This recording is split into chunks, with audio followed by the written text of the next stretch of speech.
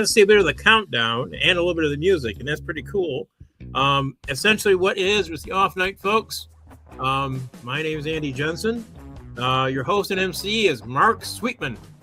Hey, here we are on the off night. Let me quickly turn this music down. There we go. Beautiful. Right. Is that good? That is good that I did it the right way. That's what I meant to do. Let's see if I can get my banners here. Here we go. Here, this is a special banner. Here, this next one's a special banner. You ready? Here we go. 300th episode of the off night. We've made it to 300. How about that? Let me get Andy back up here again. Let me see. There he is. All right. 300th episode. That's right. We're the 300 at Marathon. That's right. The 300. The Fighting 300. We held them off at Marathon. We kept the Persians back. Attaboy. Okay. Anyway, I've got Susan's poem. She won't join us till about 8:30, but she says, don't wait for me to read the poem. Just read it. So we're going to take care of that up front like we always do. Because I'll be reading it. Remember, don't read it like William Shatner, okay? There is a radio thing where there's a process going on where the poets are always reading it with that hesitation. Yes. Like, read it without the hesitation. Just kind of, give it your voice. Like you're like some guy like a miner from up there in the UP. I got it. Yeah. Just give it like a, not the traditional hesitation. I call it the William Shatner of intellectuals. I don't know what this is. Shatner had a Super Bowl commercial.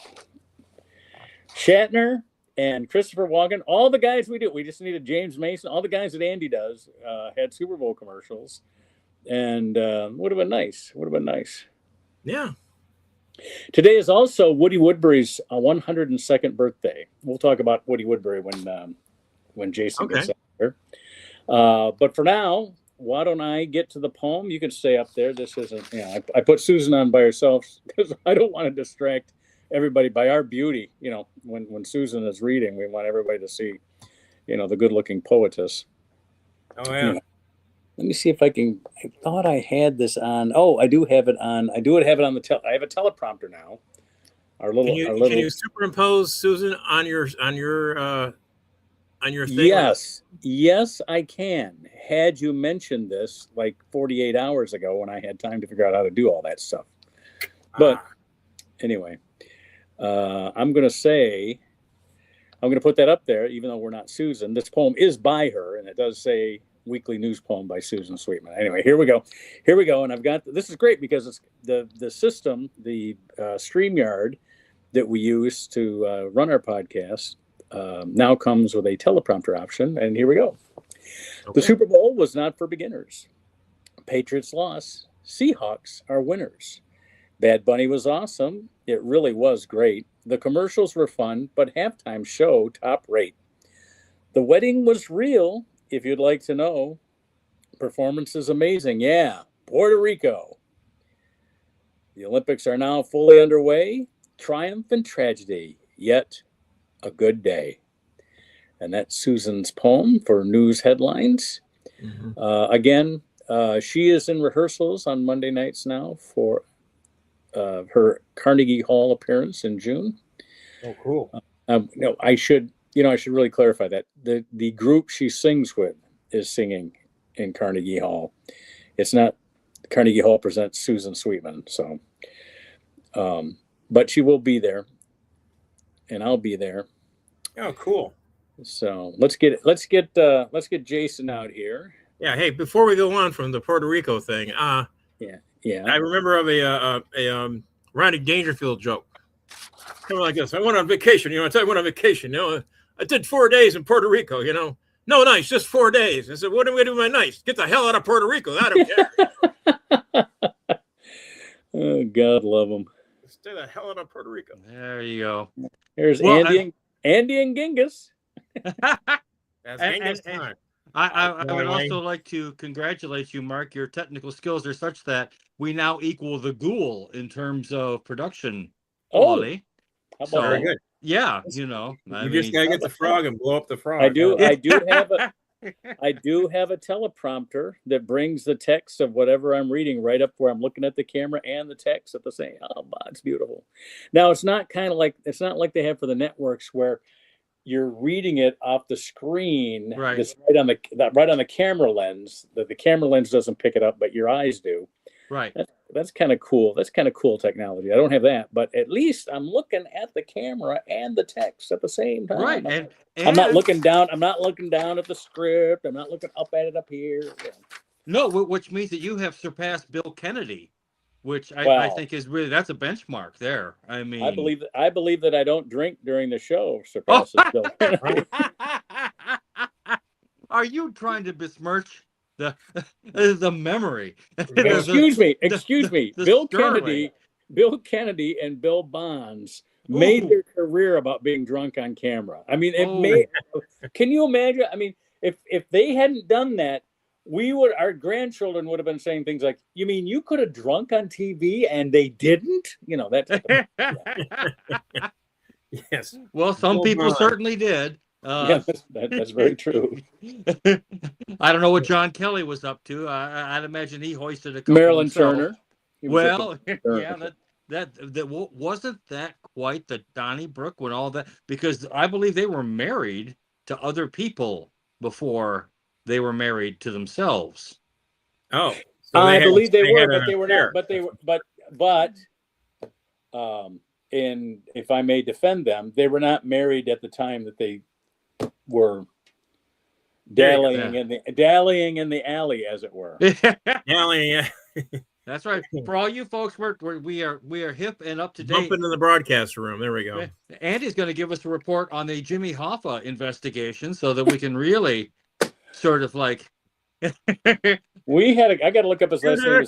Yes. Welcome to March Time. Time for the yes, John. That's right. It's time to go find out where Jimmy Hoffa was buried. He's somewhere in the middle of North America. Mark will be reporting from the Pontiac Silverdome. Yeah. That's right. We'll be using the entire brand new ways of just kind of seeing where maybe a human body might be stored underneath the Pontiac Stadium. There we go. Have you guys been by this Pontiac Silverdome recently? It's an Amazon fulfillment center. But the weird thing is they kept the original bus stops from the stadium. From the stadium? Oh. Yeah. They still say they're probably historical markers now. No, the Pontiac Silverdome is an Amazon fulfillment center, and so is part of the state fairgrounds. It almost makes me hearing that makes me just want to beam into Westworld, even when Yul Brynner was running amok and shooting people. That would actually be better than the Amazon Fulfillment Center. I would prefer that. Yeah, the Amazon Fulfillment Center in Canton on Michigan Avenue is on the route we take from home to the Unclub on Sunday night. Right. And as they were built, it's been up for a couple of years now, but the Unclub's been going for 13 or 14. But as we were passing by, as they were building that, their shade of blue is the same color as paint edging tape. You know, the tape you put around where you... Yeah. I love my wife says, what are they going to be making there? Paint, tape paint? I don't know. Have you been out to the airport lately? Have you guys, they still have that, the big place the guy drove his car through. Oh, I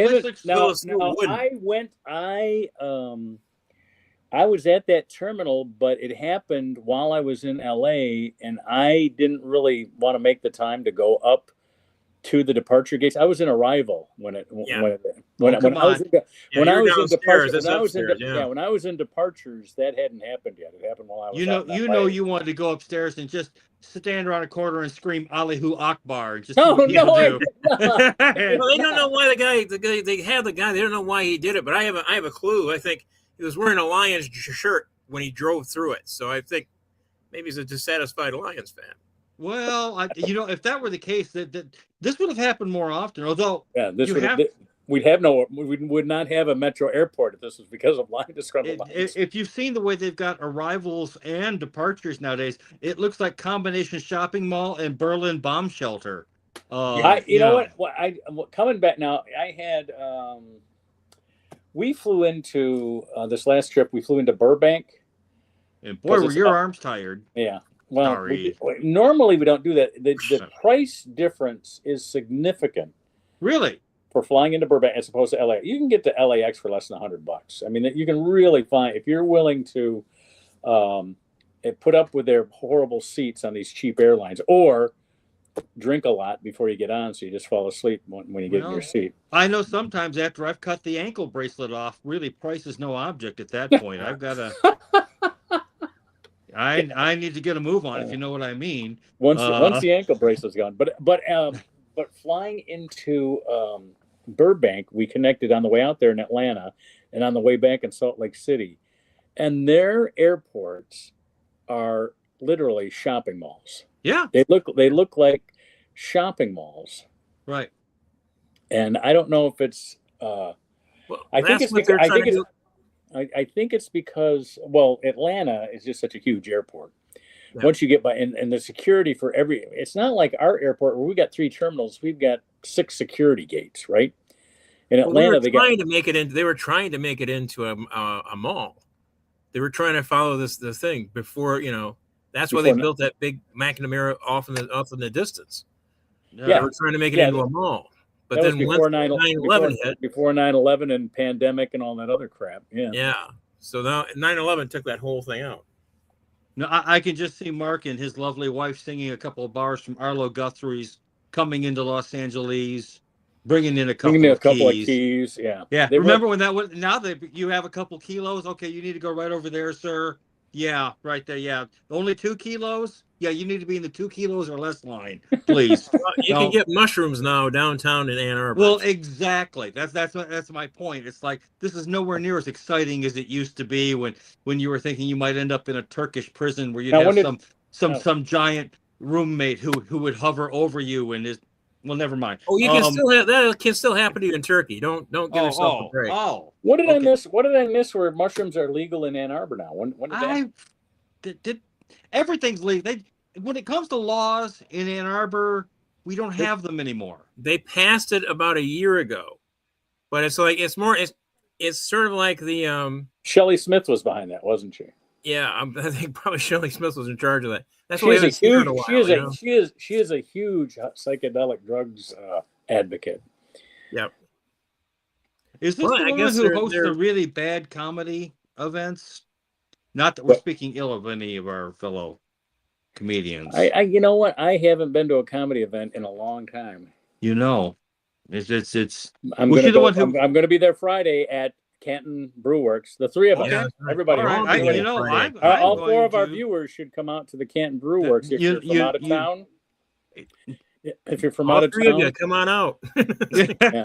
All 3 of you come on out. It's right across the street from the Canton Airport. So if you got a private plane, there you go. You can fly into Meditol Airport. I will meet you with a couple of keys at the end of the runway, and Andy will bring the mushrooms. And I'll bring a mushrooms. I'll bring a supreme pizza, but I'm not bringing the type of mushrooms you're thinking about. So, there's a great sign at Burbank Airport as you come. Well, there's only one terminal. It says A and B, but let's get real. It's shaped like an L, and the smaller part of the L is the A, and the long one, where all my flights always are. I always have to walk the longest wherever I'm flying to. But when we pulled in, I see this sign, and it says, a big, huge sign, and only the pilots would be able to see this. I saw it because at Burbank, you don't have gangways. You have stairs that you climb down, so you go across the tarmac to get to the. Just like Ontario, yeah. Right. So anyway, big yellow sign with black lettering. It says, "Shh, you're in a neighborhood. No loud takeoffs after 10 p.m." What, the pilots can control how much noise there is? Why don't they do that all the time? Well, actually, yes, they can. They're depending on the type of aircraft and how much thrust you're going to use, and also what departure route you're going to be taking. They can have some influence in the. That's why also certain airplanes are not allowed to land at night, whereas they would be allowed to land during the day. Well, Burbank Airport was the one you may recall during the government shutdown, where they didn't have any control towers, and all the pilots were sort of communicating amongst themselves about, all right, you go next, all right, you go next. So that type of thing. Kind of like using the rules of the road to get onto your. onto your. Did Johnny Carson ever have an airport named after him? I don't know if I think remember. so. Bob I don't Hope. think- Bob Hope. Bob had- Hope is maybe that's what I'm thinking of. Out in Palm Springs would be Bob Bob Hope. Yeah, Hope. in Palm Springs, it's Bob Hope, and John Wayne is down in Orange County. That's Yeah. Okay. that's the that's I can't remember. Is it Santa Ana or Irvine? Yeah. Can't remember. One of those. Irvine. It's Orange County. They're all one city down there. And you know. so far as we know, neither John Hope nor Genghis Khan has been mentioned in the Epstein files yet. Mhm. Yet. I'm just saying, you know, Well, It's Epstein would have been 5 years old by the time he, you know. I enjoyed this discussion on Ann Arbor's public radio, the U of M station. I really enjoyed the discussion about why are British government officials all resigning and being fired and not Americans. Well, you know, one of my more outlandish conspiracy theories, and you feel free to ridicule as you will, and I'm certain of that. Hold on, is before you Let's start. get the flashing conspiracy theory. Conspiracy theory Okay. We're ready for your coming from We're ready Genghis for your Khan. conspiracy. There we go. From Genghis Khan across time and space, is that not only was Epstein run, of course, Mossad, you know, because of course, you know, the little hats are in front running everything, but it was CIA and MI5. MI5 is part of the British government, and quite frankly, we don't know this that much here in this country here, but the British government and the British royalty kind of have kind of this really weird relationship. The one doesn't really like the other. I mean, the king can still declare war unilaterally. The king, in fact, the military vows an oath of allegiance to the king personally. Yes, not to the country, but to the king. Not to the government, to the king. Wow. And I suspect that the government, which is MI5, was kind of behind some of this to get Andrew out of the way, because at the time he was Randy Andy. He was the fun prince. He was doing all kinds of things, and he was wheeling and dealing, and you know, and schlepping his way across the that disgusting little place with. I wonder why his wife divorced him. Well, you know, and I have to wonder if they didn't do this to actually discredit the British royal family, because again, the royal family is still well thought of, and the government doesn't like the competition, because, you know, the prime minister still has to go up and form the government in the king's name, and the king can still to this day dissolve parliament at a word. He can say parliament is dissolved, and it's dissolved. And he's holding up a nickel, or is that a quarter? That's a quarter. This new quarter. Okay, is the guy Prince Andrew on the back, or is there no? It should have no. This is a quarter that has pilgrims on the front. Yes, and then it has the Mayflower on the back, right, commemorating 250 years. That's right. Of what? Of I don't know. Of bringing disease, of bringing disease to the natives. I guess I don't. But I'm they not were going to get it anyways. Quit crying. It was on the way. But I'm saying, like, isn't it 250 years from 276? Yes, it is. Well, the Mayflower. Why do we have the pilgrims celebrating this whole thing? I mean, they were there like 200 years before. 156 to be exact. 16, 15, whatever.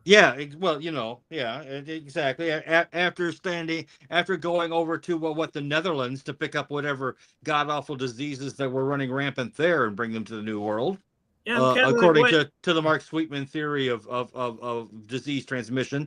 And frankly, Jamestown was way before the Mayflower. It sure was. I'm kind of like, what the hell is what are these celebrating these guys for 250 years? I mean, it's like, I'm just simply pointing out that the skullduggery in this whole affair runs incredible. Basically, everyone's a deviant. All of our leaders and rich people are all perverts. Who are engaged in satanic worship and child eating and the worst possible things. There's your Arlo. I look into the conspiracy of why the Mint printed this damn thing. You know. Well, someone had to. I mean, what do you want from me? There's not even a president on either side of this thing. It's just, you know. What did you want? A fungible token? What do you want? A fungible token? What's that? I would feel better if it was like from he's giving you a crypto. Chuck E. Cheese. A Chuck E. he's Cheese token would be better. He's actually citing something that didn't happen thousands of years ago, like either you or me. Trying to bring the conversation into the modern age. How dare you? I'm going to bring up Rita Bell. That was for you. That was for you, kids. Yeah, we mentioned crypto, kids. Come on, yeah. Or should I say, kid? Because I don't think you got more than one viewer under the age of 40. So yeah, well, there we go.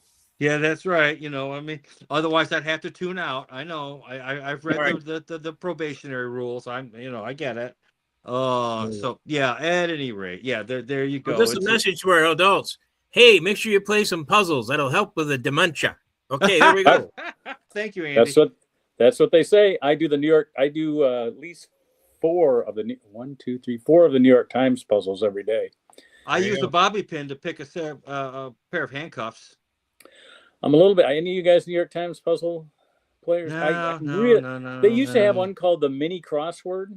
Oh yeah. There was never any word more than 6 letters. And they put it on the pay side. It's not on the free side anymore. They still have Wordle on the free side. They still have the one where you try to put the groups of 4 together. They still have the Sudoku on the free side, but they got rid of that mini crossword. I'm kind of bummed. And then I tried to go over to Washington Post still has their puzzles page, because obviously that means that it doesn't cost them that much money because they're laying off 40,000 people otherwise. Come on. So the puzzles must not cost them anything. What was the motto for with Washington? The Washington Post was something about democracy dies in darkness or something like that. Democracy dies in darkness, or it gets laid off rather slowly over the course of 2.5 weeks. Well. Welcome to the modern age, people. How about this motto? Ben Bradley's rolling over in his grave. Yes. Oh, at a high rate of speed. I mean, who was the woman publisher? Wasn't that Virginia Graham? Yes, Virginia Graham. That was it. Who was loosely portrayed by Nancy Merchant, whose last role was Mrs. Soprano. Mrs. Soprano. But in the TV series, Lou Grant. She made was it Pinchot? What's the name? Mrs. Pinchot. Mrs. Pinchot and Lou Grant. And she played it rather expertly, and her characterization of Mrs. Soprano is a genuinely malignant human being is absolutely off the chart. Oh, it was fantastic. I mean, one of the best performances ever. Hey, have either one of you guys seen the Tarantino flick Jackie Brown? Yes. Somewhat disappointing. I think it's a masterpiece. Which one? Well, it's Jackie Brown. Jackie Brown. I got you. Yeah, it's a masterpiece. It's a great film. I was thinking, because I was looking at this scene today. There's a scene sort of late in the movie where Ordell, played by Samuel L. Jackson, right, is talking. He's saying, when we go in there, there's someone else there besides her. You the first one who's gonna die. And he's going through all that. But if you look at him with his eyes, he looks really kind of broken, because at this point Robert De Niro's dead, his character's dead. Melanie's dead, and to me, again, just as a bit of acting, it was I think a brilliant piece of act. How to act without using, particular lines, but you're using your face and your expression and tone and timbre of voice, and I think it really illustrates just what a good actor Samuel L. Jackson was. I mean, he was somewhat cartoonish in Pulp Fiction, as everyone was. The movie's called Pulp Fiction, after all, right? Yeah, I mean, but in this movie, he's far more. It's far more subtle. I think it's actually probably one of his best roles, and of course the fact that you're sort of riffing off Robert Forster, who again, great actor. He was great in that too. Exactly. Talk about someone who understands that less is more. Yes. And really knows how to use it to its fullest potential. I mean, again, just at the end, when he damn near breaks down when she's driving away, and he's on He the phone never, saying, he never says it in that film, but I'm sure the direction from Tarantino was probably something like, your character never really figures out what's going on. exactly. Just play it that way. You never really You, figure out what's going on. Forster talks about, he was in a movie, Reflections in the Golden Eye, which I think was like the mid '60s, and it's about Marlon Brando being a army officer in love with a army private or something along those lines, played by Robert Forster, who was a very young man at that time, and he kept trying to get a bead on what the director wanted, and he kept saying, I want to say it was Walter Houston or his brother, I can't remember, but he kept Houston kept saying, in a minute, I'll tell you in a minute, and eventually they get on set, first day of shooting, and he takes Robert Forster around to the back of the camera, to the viewplate of the camera, points to it and says, what I want to go right there, and points at the viewfinder of the camera. And again, I think that was an interesting way to sort of get the point across, that this is a movie, and you've got to kind of find a way to fill this space, and that is what you're going to do, and then let him do the role, much like with in Last Picture, what's his name, why I can't remember. What's Up, Doc? Last Picture Show. Come on, help me out here. Bogdanovich. Bogdanovich did not want to rehearse Cloris Leachman in Last Picture Show, and she ends up pulling off that monologue, which I guarantee you is what cements her Oscar, along with the Oscar that Ben Johnson, with his speech about going out there skinny dipping with a 20-year-old woman because they were all kind of crazy. It's like, hell, being with a woman like that, being crazy is the right thing to do. And again, that it just no. And Ben was very serious. He didn't want any four-letter language. He said, my mother's going to come see this movie. I don't want any of that in there. And Bogdanovich said, yeah, no problem. We got it. We got you covered here. And that's, he kept complaining he had too many lines. What actor says that? Most actors are like, give me more. And he's like, no, Ben Johnson. Ben Johnson, yeah. Yes. Yep. Who, again, also won an Academy Award for that movie, which, again, while yes, I am living in the past, I will argue that the past actually has some quality moments in it, and some people who really, at least when it came to cinematography and cinema, knew what they were doing. So. Well, Ben Johnson, I think, was in She Wore a Yellow Ribbon. He was in The Town That Dreaded Sundown. Yeah. Didn't that movie scare the hell out of you when you were 14 years old or 15 or whatever? The Phantom out there. I mean, it was like one of the first slasher movies, right? I mean, I don't think I saw that one. I don't think I did. Oh my God, the TV ads were terrifying. Was it a TV? The Town That Dreaded Sundown. Yeah, it's an incredibly cheap drive-in movie, but it's great. It's actually perfect for that era, and it's about a slasher / killer who's going around Texarkana, Texas in like 1948, killing people and killing teenagers in Lover Lanes and whatnot. And it's based on a true story. So of course all the ads were based on a true story. This man is haunted, and they just show the picture of some hulking dude with a mask or with a hood on and whatnot. And again, it was an absolutely terrible. And of course, it would run late night. With other great movies of the era, The Devil's Reign, which again, a William Shatner tour de force, along with John Travolta and Ernest Borgnine as the Devil. I mean, could you have asked for more from a movie? I don't think so. No. I mean, come on. You've got Ernest Borgnine as Satan. I mean, my favorite Borgnine film was Emperor of the North. Did you ever see which he reprises the role of Satan in that movie. With him and Lee Marvin, which they were. Was that a Sam Peckinpah movie? I cannot remember. Which one? The Wild Bunch? He was in the Wild Bunch. No, Wild Bunch was Sam Peckinpah. Oh, that was Sam Peckinpah. That was Peckinpah. Right. Again, one of the more notorious. I wish your wife were here because she would. What am I asking? What were we asking now? I went to my phone. Emperor of the North, the director. Who directed? Okay. Yeah. Who directed Emperor of the North? Here it comes. Robert Aldrich. Oh, yeah. Okay. Aldrich. Pretty good. Didn't Aldrich also do... No, he didn't. Did he do Last Detail? Or was that? No, it wasn't. I think it was. Yeah, Last Detail. Okay, he did do Last Detail, which again has that grim early 70s realism that just was just absolutely grinding. Although they used a similar sort of, remember the I think he did Shampoo also. really? Here we go. I got his movie list here. Here we go. Okay. The Dirty, Whatever Happened to Baby Jane? Great movie. Wow. The Dirty Dozen? Yes. Oh yeah.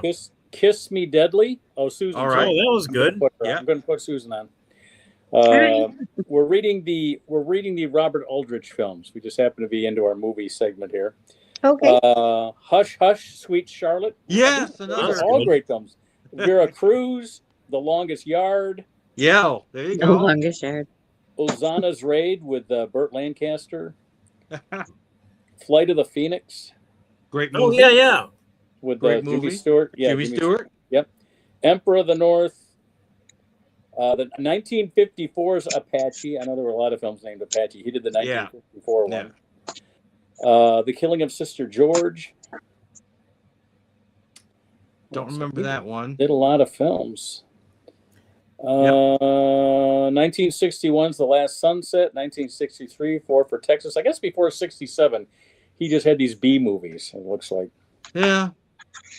I was trying to explain to my young nephew who Roger Corman Oh, he did is. he did the Frisco Kid in 1979. There you Oh, go. cool. Okay.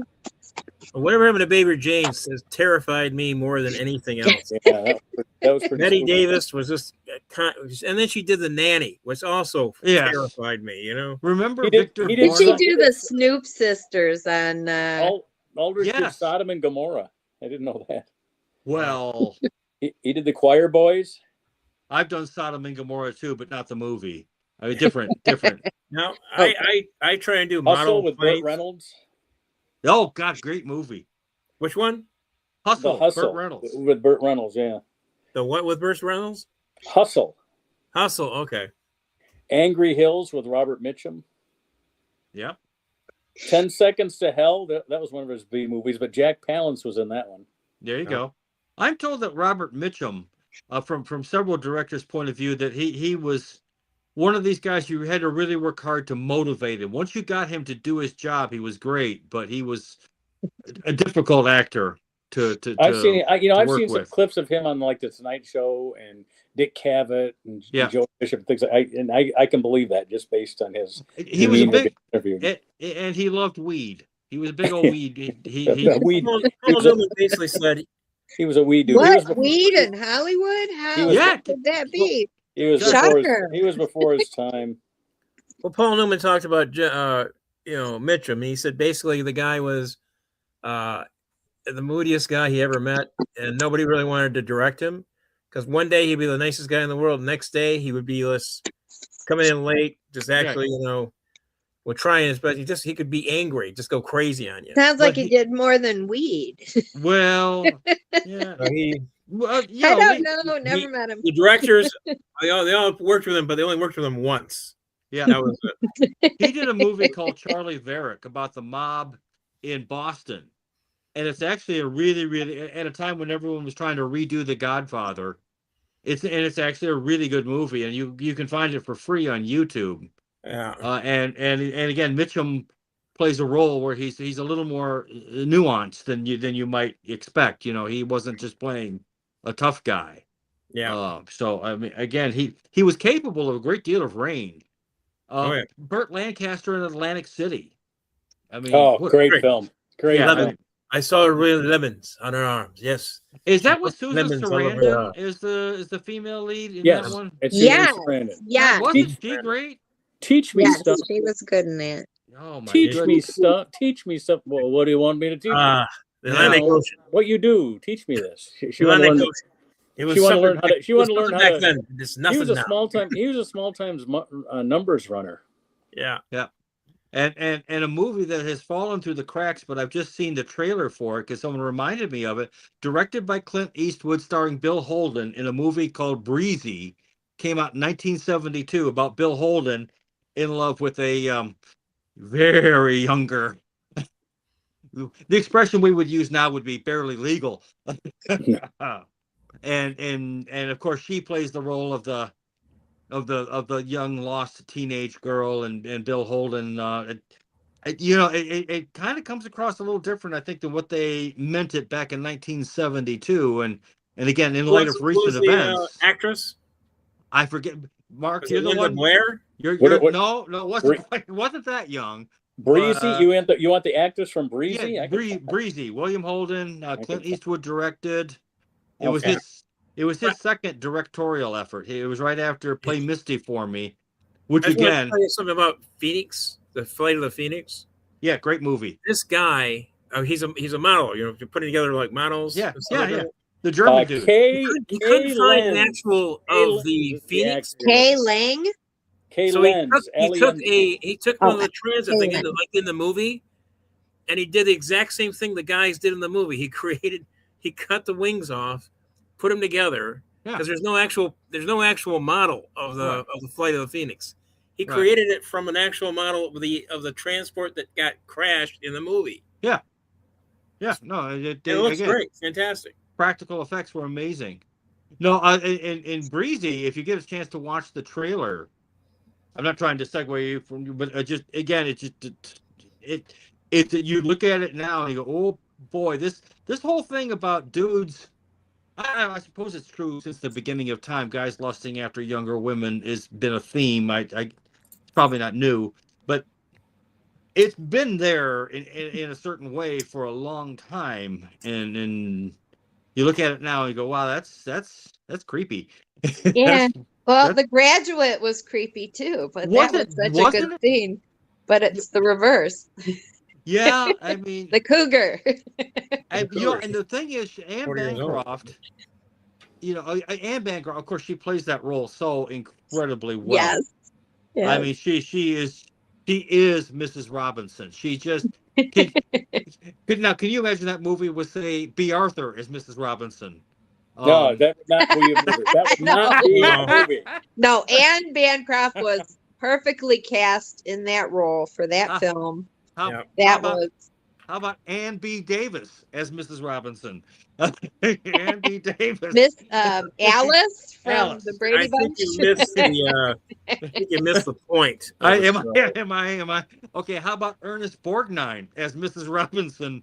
And that'd be a completely different movie. But not much difference than totally different audience. There we go.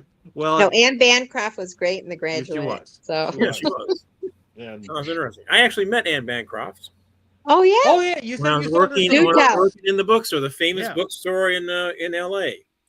Yeah. And she was coming in to look for a book for her husband, Mel Brooks. Yep.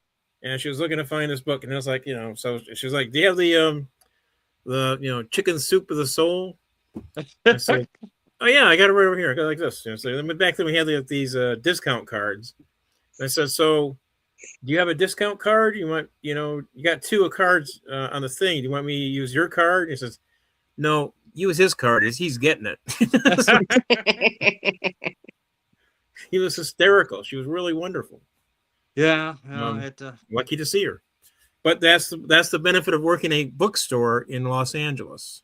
I would have loved to have met Lucille Ball just once. I mean, and I know she wasn't the character that she played on TV. I'm well aware of that. But it would have been interesting to meet her kind of off duty. I know that they said that off duty she could be kind of a tough lady, but she also did build an empire. Yeah, and it basically was now the $1 billion Star Trek Enterprise. That's all Lucille Ball. Yeah, I've seen interviews with her daughter. Yes, Lucille Ball, her mom was a clown, and Desi was more of the comedian. Yeah, but Lucy was just the gags and the visual. Well, they pointed out that movie was clown-like. They put it out in the movie with Nicole Kidman. Is that they were talking? The scene was they're talking to the writers, and she said to the writers' meeting, "It was like, look, I don't do jokes.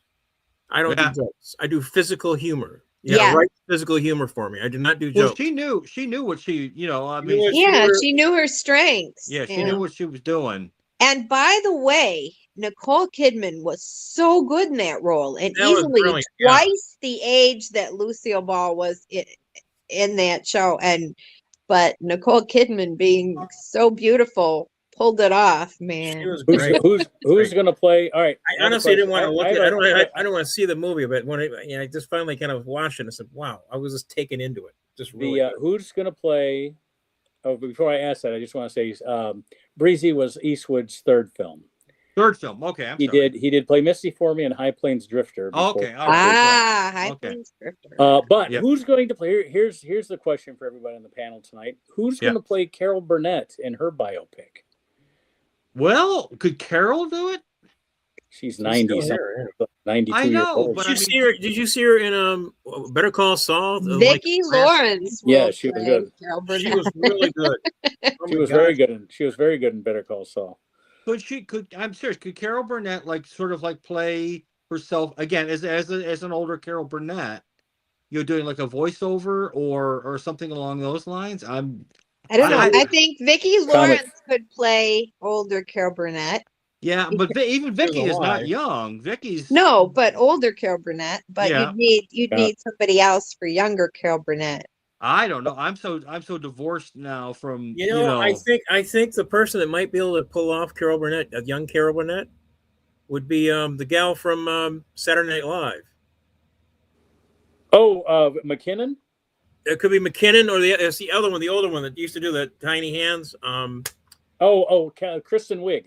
Kristen Wiig. Yeah. Yes, she probably could. I think Kristen Wiig would be a good cast for that. So. Yeah, I agree with you.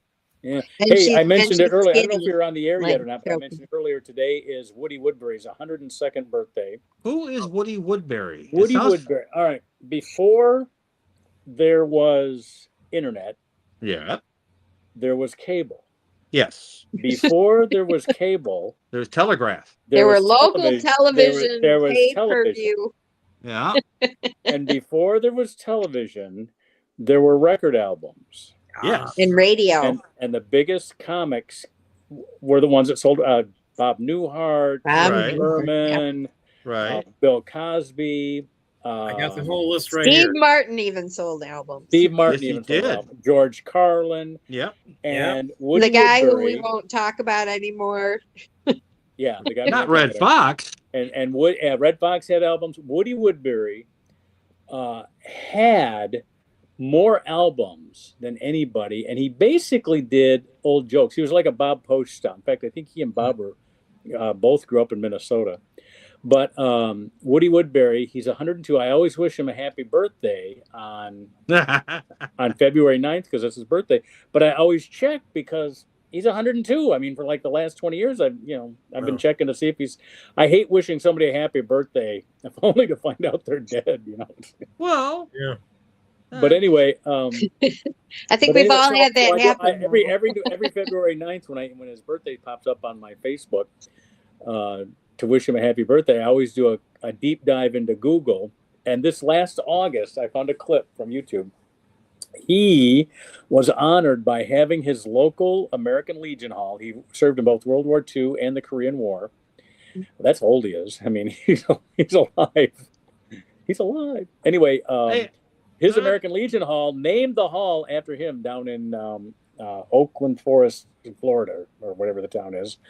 And they had a clip of his speech. Now, they didn't make him get up at the podium. He sat right in the table, and you see all the other people that were there to honor him, sitting at tables in this. And it was at the American Legion Hall. But he was spry and sharp and crisp and 102 years old, and he told a couple jokes. And it was I sent the clip to Rich Scheidner. I don't know if you guys know Rich Scheidner or not. Mm-hmm. But he's the closest thing we have to a historian of our generation, comedy history. He and Cliff Nesteroff are the two guys that really kind of follow all this, find this archival stuff and write stories about it and stuff. And so he was very thankful that I shared that with him. I've done that a couple of times with him. In fact, you know what, Susan? Rich is the guy that he saw. I posted a clip of us doing the Bickersons, and I heard from Rich. Oh, did you? He goes, those are older than me. I go, well, I hope so, because they're public domain now. They should be older than you. And I would like to point out at 8:45, for those of you who are waiting for one of my salacious double entendres, if you bet the under, you've lost. So I did 8:45. have a question while I have the three of you here. I have been getting some really good mileage out of doing some Mom's Mabley material. I've had a lot of people reacting really well with it, and I'm wondering whether I can bring that up to the stage or whether I should just sort of. We call it re-engineering. Yes. I used to when I first started. I used to do a lot of Shelley Berman and a lot of a guy named Dick Davey, the Arkansas Traveler. Do you remember Dick Davey? Yep.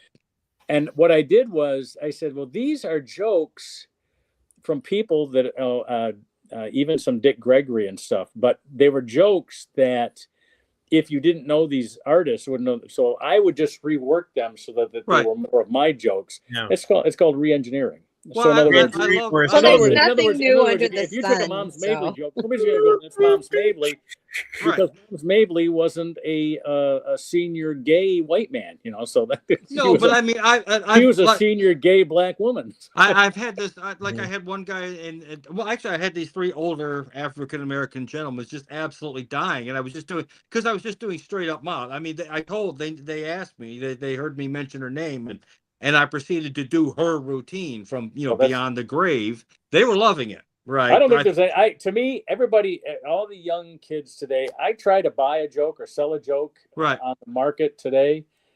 Well, why would I sell my joke? I go, because you tell it shitty and I can tell it better. I can tell it better than you, because you're willing to pay money to buy the joke. But I've been able to. We used to do that all when we were starting. Yeah, Mark, you rented your stuff to Pat Paulson. I rented my stuff to Pat Paulson. He wanted all my Amway stuff, and Yoder gets me on the phone with him.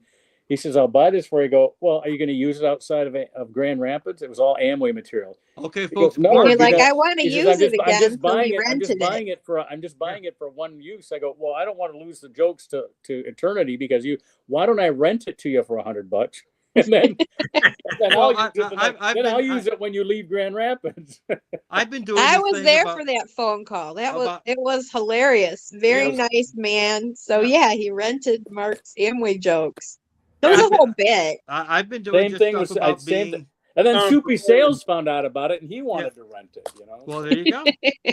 I've been doing stuff about being old, and saying things like, "I'm so old that when I'm at the cemetery, the priest comes up and says, 'Well, brother, no need for you to go home.'" I mean, that's my. I said, it's moms. I said, and I know there's a problem because not only when I look in the mirror, I'm no longer casting a reflection. Right there was an issue, but now I find that I have to sneak up on a glass of water, which again, that's Mom's Mabley. That's and I've been using a couple of, because I adore her material and her delivery. You guys have to admit, was beautiful. She was a professional, consummate comedian who'd been doing that routine she started doing Moms when she was a young lady, and she did it her whole life. She did the character. She did the character of the old lady when she was a young lady. Yeah, exactly. But my point, she was well past 50 before she got Ed Sullivan though. But do you think I'm like crossing an ethical line? Because I'm not I'm not stealing her material. This is Mom's Mabley's material. And you can give credit if you want to, but I'm sure it's public domain. Mark was able to take a trip to New York with one of our daughters was there, and he took our middle daughter, and you took them to the place, so they got to find out who Fanny Brice was. Okay. All right. And there was a lot of conversation after seeing the Broadway play. Right. With Funny who girl? Was it? Leah Michelle, or who played Fanny Brice? Leah Michelle did the Barbara Streisand. But then they saw pictures of the real Fanny Brice and stuff. So a lot of. Well, I know. I'd like to do some stand up. I'd like to do that material because I found that I get a good response with it. But I just didn't want to be like, "Oh, you're a hack, you're stealing." I did Woody Allen too. I did a lot of Woody Allen and Bill Cosby. I mean, but it was just re-engineered and it wasn't like I did their whole act out. Yeah, it was my act, but I would place those particular types of line or that particular theme, even if it wasn't told. Well, your concept of re-engineering makes sense because I'm re-engineering it in my own way. Right. Exactly. You run You're into not. copyright trouble if you do it word for word for Well, word. yeah. Or you don't give Yeah, credit, but you can quote somebody else and then, also say Right. credit goes to Mom's Mabley for Yeah. the jokes you tell. Yeah. And I that's mean, acceptable also because who it's knows? never going to be exactly the same Well, you know, unless it's you like, attempt to do that. she also came out of that sort of vein of African American comedy, where a lot of those jokes come down literally from antiquity. They come, Sure. a lot Jewish of Jewish her comedies. Jewish comedies the same way. There's a lot of okay, borrowing and the Catskill. The guys that did the Catskills, the Jews that right. did the Catskills, Yeah. they all did each other's. They'd all come together into the Catskills, Heck, and then they'd go the back Greek to. chorus Then probably they'd said go back some to. of those Then they'd go back to lines. Chicago and New York Yeah. and Well, I mean, Miami. And Okay. I mean, the crunch thing I used to do. I was actually Billy what's his name? Billy Martin. Billy I don't know. American white. he did the Oscars for a while. Crystal. Oh, Billy Oh, Crystal. Billy Crystal, yeah. So I was watching his thing and it's like he did the crunch thing. And wow, that's great. But then I saw a movie of the by the this happens to me all the time. Stan and Ollie. It was on celluloid. Stan and 35 Ollie. millimeter. Yeah. Stan and Ollie did the exact crunch thing Yeah. that Back they in the- did that Billy did. But Back I in mean, the Billy did a 1930s, completely yeah. different thing off of it. Okay. Well, I just wanted to get some clarity on that because I like I said, Yeah. I have fun doing it. It's not my whole routine or nothing, but it does. Like Mark said, like you guys say, if you kind of do it the way I was doing it, I did Now- re-engineer it. I don't think you could do Who's on First, No, I'm not. even gonna do if No. that first. is public domain. You know that what, would though? be very difficult. You But make it into a somebody- hockey thing. I think if I had the pull and if I had the fame and the ability to demand things like some performers on, I think I would want a local rendition of Who's on First to open every show I did in every town. Yeah, I'd want to see that how would be very fun. I would like to see two. I'd like to see two women do it. I'd like to see Right. two 8-year-olds do it. I'd like to see two 16-year-olds do it. Yeah, I just think that, to me, I don't really think you achieve your comedy education without knowing Who's on First. Yeah. Well, and it's such a Al Lewis of of the Munsters and whatnot fame was talking about an old vaudeville routine that they used to do when they had to stretch, when they had to fill in a few minutes, called the hesitation waltz. And the idea was that you'd have one guy who's sort of a fast talker with his arm around the other guy who's playing sort of a nebbishy character, and you're sort of like walking him down a road to perhaps a house of ill repute or something like that, and you're sort of like, and you're going to, this is the most amazing place. You have no idea the amount that, oh my God, once you open it, you're never going to be there. And then they demoed that on how he used it on an episode of Lost in Space with the guy playing Dr. Smith, because they found they shot it and they realized they were like 2.5 minutes short. And they're like, we're 2.5. We need something here, and it's going to cost us a fortune. And Al said, look, listen, don't. Okay, fine, give it to me. So he grabbed him. He grabbed Jonathan Harris, and they do the hesitation wall. And when you see it, you go, okay, I can see where this tactic. Yeah, we're in this case, he's walking Dr. Smith into a spacecraft, and then he throws him in the spacecraft, which is going to be blown up. It doesn't get blown up, sadly, not with him in it, But it was interesting to see. This is how a couple of older stage actors knew how to sort of like do something on the fly. It was an established routine, but yet they're able to kind of do it and fit it into a show. And again, I thought it was a really interesting sort of little thing to have in your back pocket when you need to sort of stretch. I mean, Well, nowadays, those are professionals, and that's the wonderful thing of having somebody who is a professional. yeah, who can come up with it, another one who knows how to play off it, and play into it, and yeah, exactly. And It's so well. Anyway, I thank you for the input because I'm definitely going to try. I want to get back up on stage. I've been trying to get some You're gonna material be there. You're gonna be up together, on and stage Friday, right? You're going up Friday. I'm going to go Friday. The Canton Brew Works, ladies and gentlemen. On Yeah. Yeah, Road, Mark and I South Road. talked about Yeah. going on Friday. Jason will be doing the Who's on First. There you The go. Who's on first? So That's the right. show is at the Canton Brew Works Yeah, this that's right. Friday. Go for Valentine's Day. It's Friday the 13th. What a good day to go to Canton and Canton, see it's- live comedy, like- 8 p.m. show. Mark I will like be your flying Shakespeare. There we in. go. Mark will be flying into Canton Airport with 2 keys, distributing it. 2 keys. I'm gonna one I have a key. little story The about key Pat of Paulson. C and the key The of key. F. Yeah. I have 2 little stories about Pat Paulson and just Pat Paulson. We got 5 Yes. minutes. Give it to us. We got 5 minutes. I saw him when he appeared at the Ann Arbor, what we used to call the Main Street Comedy Main Street Showcase. in Comedy Ann Arbor. Showcase. Yeah. Remember that? Just kind of Above out there doing that, and my friend Tim Herod said he's probably going to do that joke. You know what? The penis joke? Yeah. No. What? Is this long, but it's this wide? Okay. So nobody would do that joke, and he of course ended with that joke. Uh-huh. Yeah. I like that he came out and he says, "Yeah, Ann Arbor. I went to the zoo, saw the duck." You know, He was, but his audience was nothing but older people. yeah. You didn't see one non-white hair in the entire place. You know, it was like Like the Smothers Brothers. When the Smothers Brothers came, that's their audience. yeah. Well, and, I don't. Do the kids do? You guys have kids, and I'm not allowed to be near any kid. My You know, kids like remember my that? kid. Remember that? Do they have Rich- sensitive humor anymore? Our kids are now all adults. So, Yeah. but yeah, they have senses of humor. But you know what they miss out on is what we had when we were kids, the summer replacement series.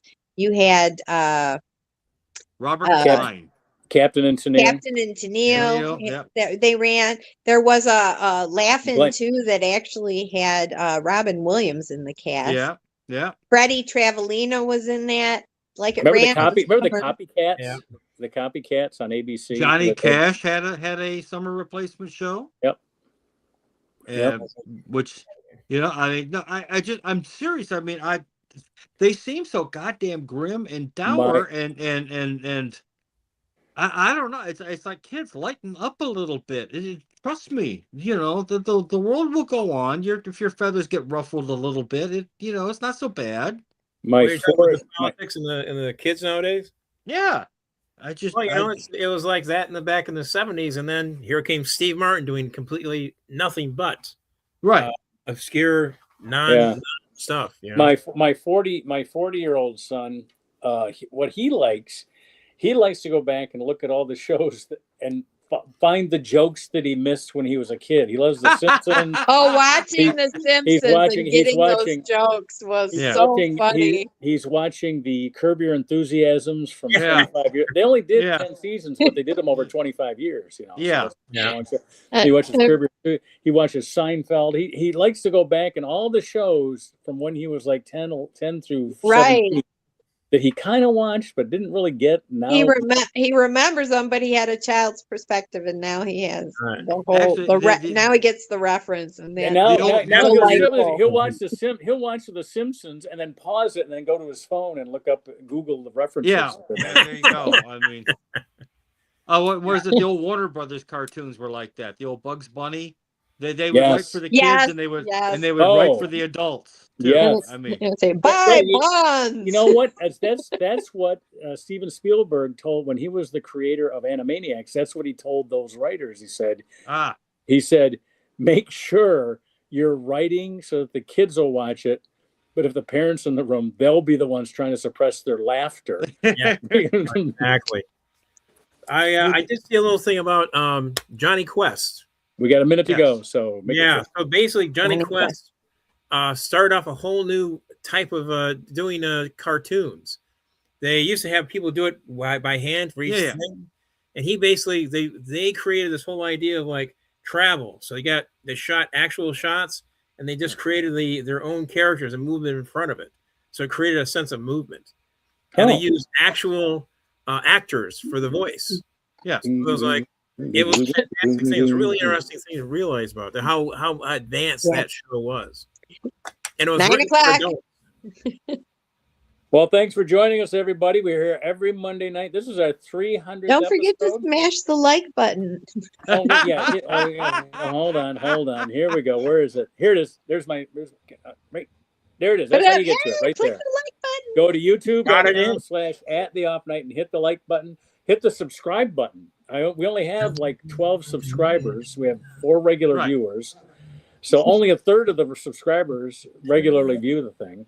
But then I guess you have to go back and look at this. The views are counted no matter when they view it. So if you go back and view something from a year ago, they don't tell me you viewed it, but it'll be in the count. So Bye-bye, everybody. bye. We'll see everybody next week at 8 o'clock, or as I like to call it, Greenwich Mean Time -5. There we go.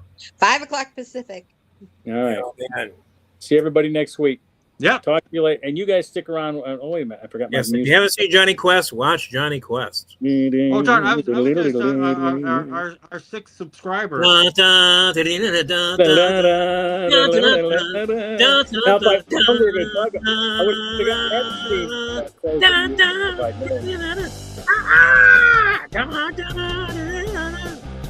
We'll see everybody next week. For our 6